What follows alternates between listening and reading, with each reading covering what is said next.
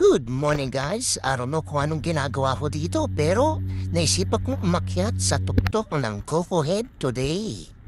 Yan, tingnan niyo ang view.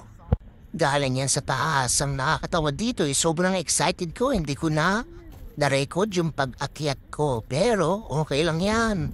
Meron namang itong video hindi ko naman talaga plano mag-vlog. Pero wala na, nandyan na nagawa ko na ng video Anyways, last time na pumunta kami dito was last year, I think. Pero trinay kong pumunta mag-isa at it took me about 40 minutes to get up. Iyan, tingnan nyo naman. At ito na, from top, ito yung daanan pa baba.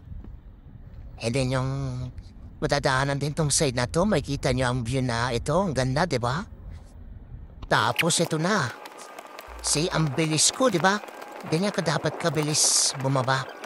Di ko alam pero mas mabilis para sa akin mas madali bumaba kaysa sa umakyat. At ito ang pinakatuktok. Kung matitingnan mo from the top yan, all the way down.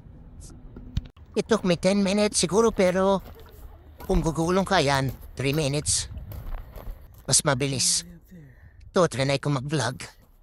Pero pagod na yarn. Anyways, siyempre, after ng hiking, gutom, pawis, alam na this, yan, pagkain. Brought to you by Koa Pancake. Masarap yan guys, try nyo. Siyempre, after kumain, pahinga lang konti, and then ligo na. Tingnan nyo naman, ang ganda ng dagat. Ito ang paborito ko ng place ngayon kasi hindi masyadong mabato yung buhangin. Check out pala yung pulang chinelas. And guys, thank you guys for watching. I hope you guys are having a great day. Peace out.